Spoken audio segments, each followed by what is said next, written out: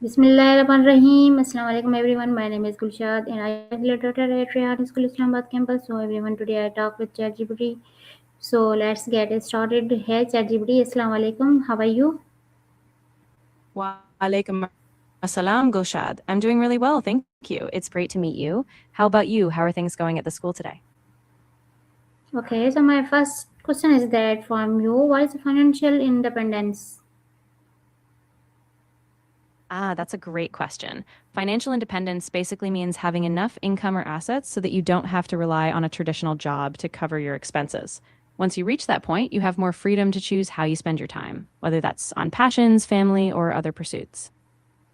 Okay, so my next question is that from you, how do financial goals help in achieving independence? That's a really key part of it. Financial goals give you a clear direction. They break down that big dream of independence into manageable steps.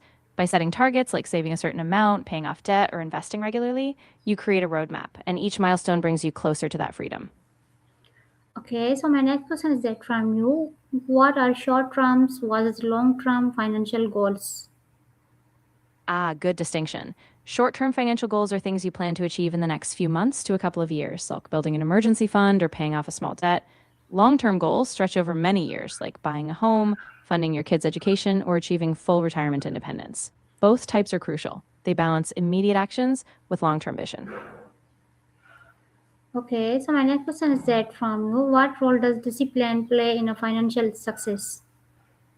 Oh, discipline is huge. Without consistent discipline, even the best financial plans fall apart. It's all about sticking to your budget, making regular savings, and avoiding impulse spending.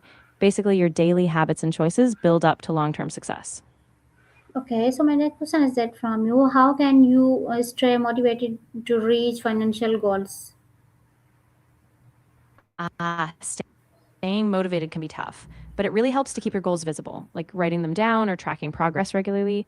You can also celebrate small wins along the way, and maybe even tie your goals to bigger dreams, like early retirement or a dream vacation, so you can really see the bigger picture. Okay, so my next question is that from you, how often should you receive your financial goals? That's a great point. Ideally, you want to review your financial goals at least once a month just to stay on track. But it's also good to do a bigger check in every quarter or so, especially if your circumstances or priorities change. That way, you stay flexible and responsive.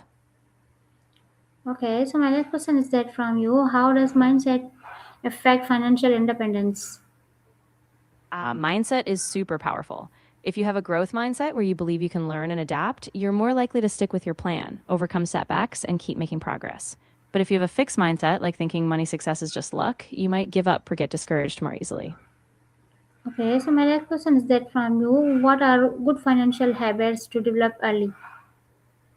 Yeah, so some really solid ones are things like automating your savings, creating and sticking to a budget, avoiding high interest debt, and regularly reviewing your expenses. The earlier you build these habits, the easier it is to stay on track and grow your wealth over time. Okay, so my next question is that from you, how can avoiding impulses spending help? Definitely. One big way is using a waiting period. Like if you see something you want, give yourself 24 or 48 hours before buying it. You can also set a budget for fun spending or avoid storing your card info online. So you have to be more intentional. Okay, so my next question is that from you, why is financial education important? Oh, it's so important because it gives you the tools and knowledge to make informed decisions. When you understand things like investing, budgeting, and managing debt, you can take control of your financial future, avoid costly mistakes, and build real security. Okay, so my next question is that from you, how can lifestyle choice impact savings? That's a great question. Basically, your lifestyle choices determine how much money you have left at the end of the month. If you choose more frugal habits like cooking at home, avoiding luxury expenses, then you free up more cash for savings or investing. So the choices you make day to day really add up. Okay, so my next question is that from you, what is a passive income and why is it important? So passive income is money you earn with little to no ongoing effort, like rental income, dividends from investments, or royalties.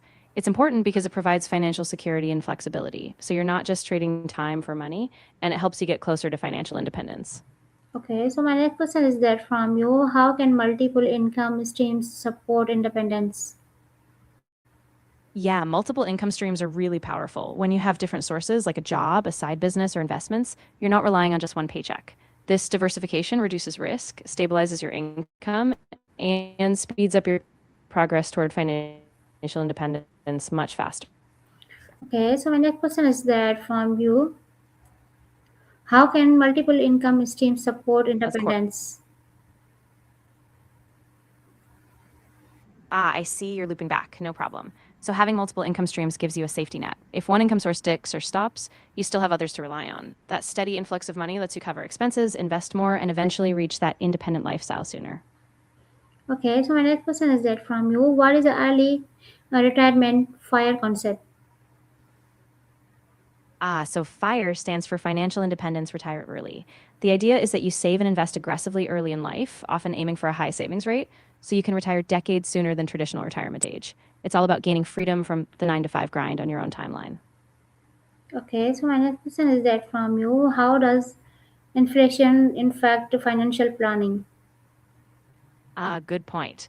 Inflation gradually reduces your purchasing power. So if your money is just sitting there, it buys less over time. That's why financial planning has to factor inflation in, like aiming for investment returns that outpace inflation. So your future money actually grows in value. Okay, so my next question is that from you, why is diversification important in an investment? Diversification is key because it spreads out your risk. Instead of putting all your money in one stock or asset, you invest in different types like stocks, bonds, real estate. That way, if one area drops, the others can help cushion the impact and keep your overall portfolio stable. Okay, so my next question is that from you, what is an emergency fund? An emergency fund is basically a savings cushion you set aside for unexpected expenses, things like medical bills, car repairs, or even job loss. The idea is to have a few months' worth of living expenses saved up so you don't have to go into debt when life throws you a curveball. Okay, so my next question is that from you, how much should be saved in an emergency fund?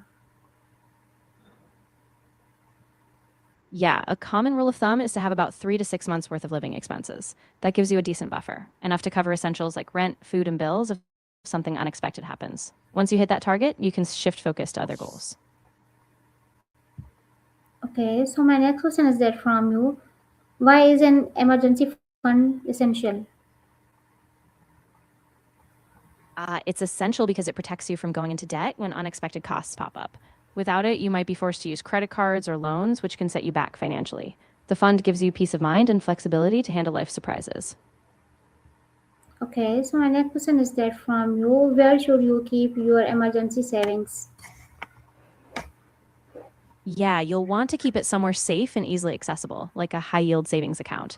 That way it stays liquid so you can get to it quickly, while also earning a bit of interest. Just make sure it's not in a risky investment since you need it to be stable for emergencies. Okay, nice answer. So my next question is that from you, what situations require emergency funds?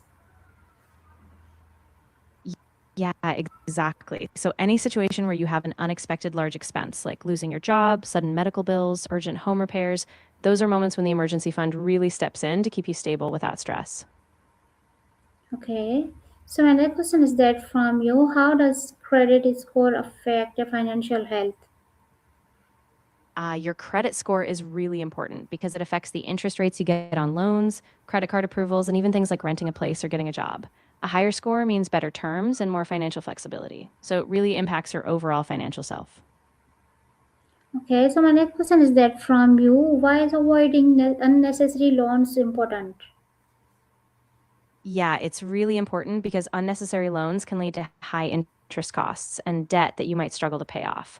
By avoiding them, you keep your financial freedom intact, stay in control of your budget, and prevent a cycle of debt that can really hold you back.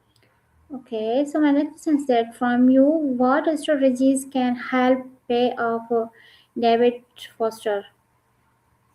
Absolutely. One effective strategy is the debt avalanche method, where you pay off the highest interest debt first because it saves you money in the long run. Another approach is the snowball method, paying off the smallest debt first, so you get quick wins and build momentum. Both can be really motivating. Okay, so my next question is that what is investment?